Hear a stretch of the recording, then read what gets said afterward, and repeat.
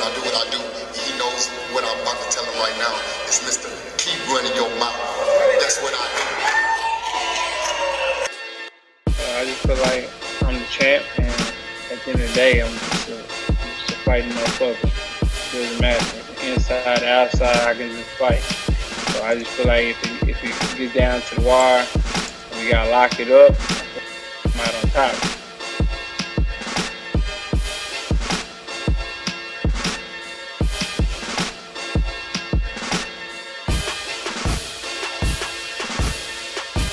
They do their job outside the ring. I'm a fighter. Like I said before, there ain't no safety on the clock, so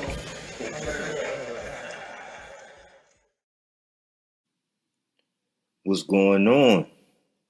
This is Michael Rogers, and this is Bodywork Boxing. And I'm getting kind of excited because this Saturday on June 26th, my man Tank is taking on Mario Barrios. Tank, he got the super lightweight world championship going on. And that night, we were supposed to get to see Julian J. Rock Williams versus Brian Mendoza. But I don't know what happened with it. But in the build-up, in the leading up to it, on the undercard, we do get to see Erickson Lubin against Jason Rosario at the 154, which is a great fight as well. So I'm getting kind of excited about it. And I just wanted to give a couple takes, a couple things I learned leading up to this fight about Tank and about Mario Barrios, and just give a little breakdown on how I see everything going. We got Gervonta Tank Davis, a.k.a. Mr. Ain't No Safety on this Glock, doing his thing, coming from Baltimore, where I currently live, so I'm trying to show support. I know how rough it is out here, or how rough it can be, but I'm excited for him. He like to rock that gorilla. And within reason, this man is 24-0 with 23 knockouts. And the only one to survive was a guy named German Mirage. And that's when Tank was able to get a unanimous decision win over him. But he's fought 85 rounds. He's got a 95.83% knockout rate. And he's on a 15-fight knockout streak. He got the WBA Super World Feather title. He also has a WBA World Light title. And one of the things I like about Tank is he's growing, he's maturing, but he's always exciting. And regardless of who his opponent is, you pretty much know what you're going to get. I mean, I know a lot of times he catch a lot of flack because a lot of people go with this common theme that he's cherry picking and his opponents are subpar. But some of his opponents went on to face some of his peers, and they didn't do the same thing that Tank did. Actually, wasn't even able to drop him. Whereas when Tank fights him, they pretty much get discredited. But when his peer fights him, they get praised. I also want to note that, according to Mario Barrios, Tank is coming in as the challenger. So that's important. Tank taking on that role as the challenger, coming in trying to get a belt. Josh Taylor referred to it as the Mickey Mouse belt.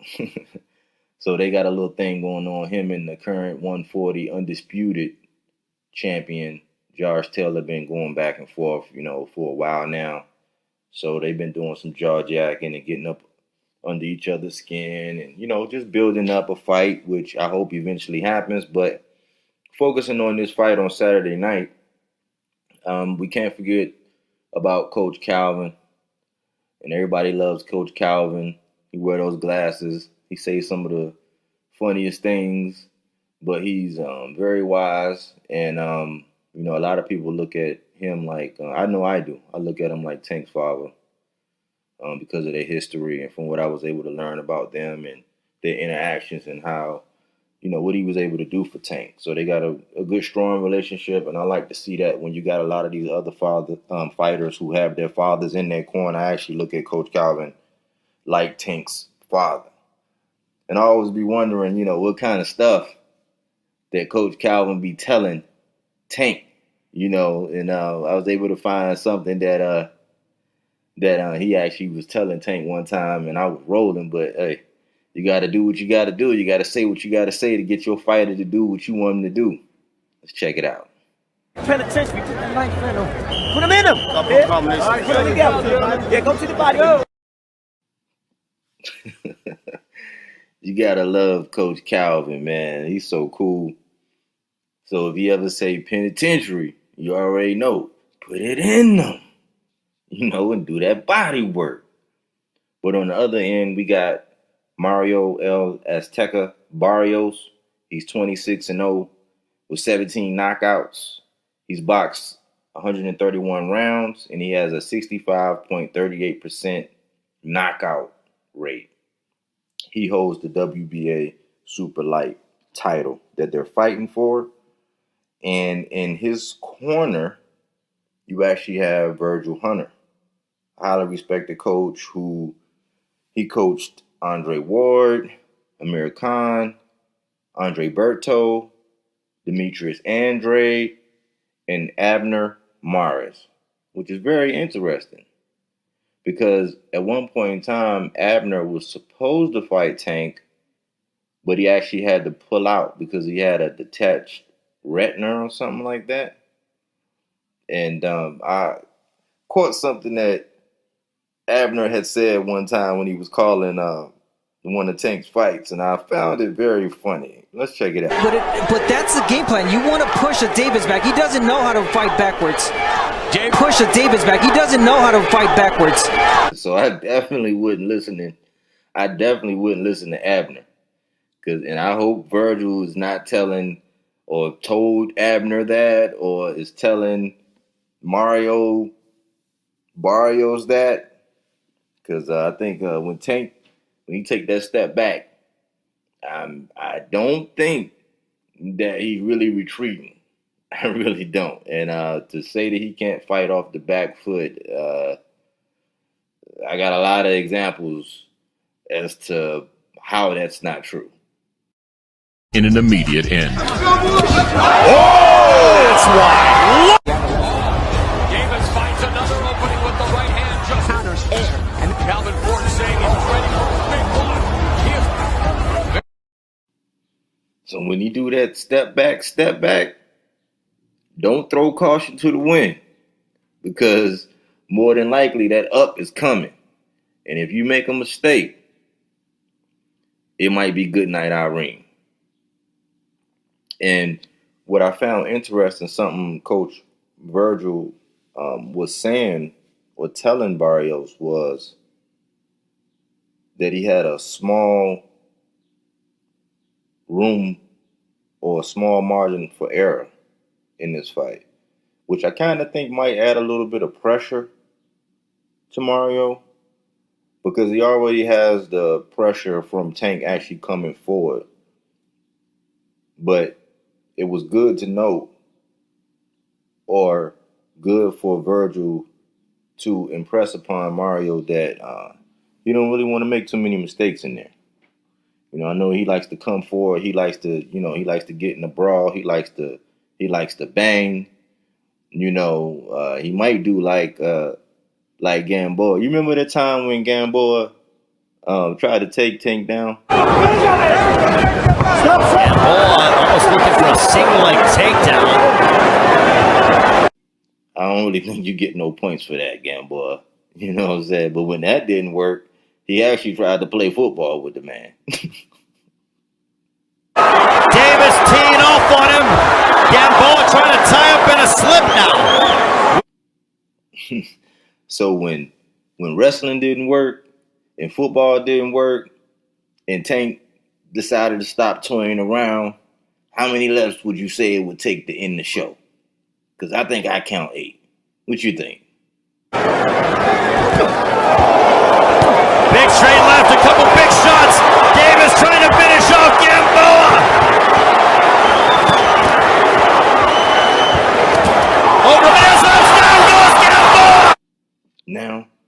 do some body work. I think it's going to be a good fight because what I was able to learn about Mario, I watched his last 2 fights, but what I was able to learn from Barrios on some of the shows that was coming out and watching some video on him is that he's very astute. He alluded to the fact that he was able to find out about his past, and that goes in line with the El Azteca and the Aztec warrior.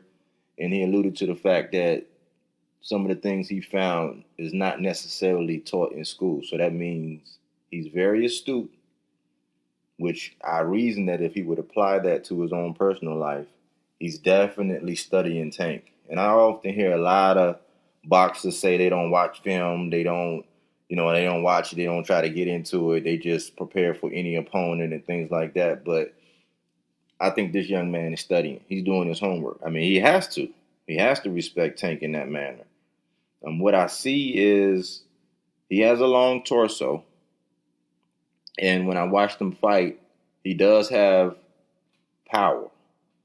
I wouldn't say that it's concussive or like one-punch knockout power like Tank, whereas concussive, one punch upstairs or downstairs, left or right.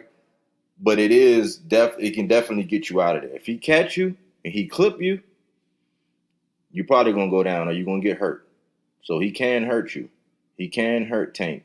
I don't think he fights tall and long. He has a decent jab, but I don't think that he really uses his length and his reach the way he could. But who knows if he's going to come in trying to use that, or if Virgil been, working with him to actually implement that kind of game plan. And I also heard that Virgil, he basically was telling Mario to let his offense be his defense. And so wasn't trying to read too much into that. But if that was just for the cameras or the show, but it might lend somebody to believe that he's going to try to be more offensive to try to put Tank on the defensive, hoping that he can clip him. But again, I believe Tank's boxing skills are highly or grossly underestimated, in my opinion, because you can't be a knockout artist because you don't just swing for the fences. You got to set it up, and I think that Tank does a good job at setting up his shots. So I think that Mario's left side, his left, and Tank is a good body punch. I think that that's vulnerable, and I think that Mario can be aggressive. And like I said, when he hits you, it hurts. He can hurt you. But I think that Mario, he'll actually leave himself open to getting countered when I watch his fights. So I think Tank, what I picked up from Tank and everything I was showing is that he's getting more comfortable in the spotlight. He looked like he had a very good camp from everything that was shown. He seems like he's focused. I like to see a lot of his personality that they were showing. I know that he has his mother and his brother there with him, and that can be good and bad. It's great that he does have her. It might be unfamiliar having her there, as much. So, as long as he stays poised and he don't get too emotional, but then it might jack him up to where he feel like he gotta really do his thing, which I never underestimate whether or not he gonna bring his A game. But overall, I think it's a good fight. I like Mario. He wasn't brash. He wasn't talking a lot. He was very respectful. I think that a lot of people are making a big deal about the height and the weight difference and the moving up and, all those things. But I think at the end of the day, you got to get in there and box. And they say everybody got a plan until they get hit in the face. And that goes for Mario and Tank. So I'm pretty excited. I'm looking forward to a good fight, a nice, especially the fight right before the main event. So I'm definitely gonna be tuned in. I don't know if I'm gonna do a live breakdown or call it, because I like to enjoy the fight. I like to zone out, have my little drink, my little snack, and then I like to zone out and watch, you know. But I'm definitely probably do a review of the fight afterwards, and I hope everybody enjoyed the fight.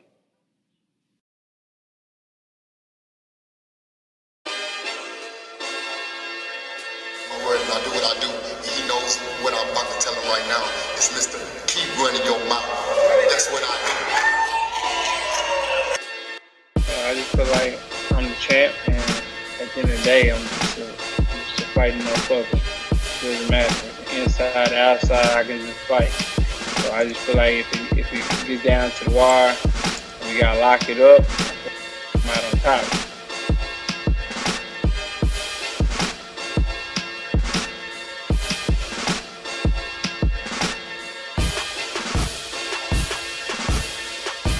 They do their job outside the ring. I'm a fighter. Like I said before, there ain't no safety on the clock, so I'm ready.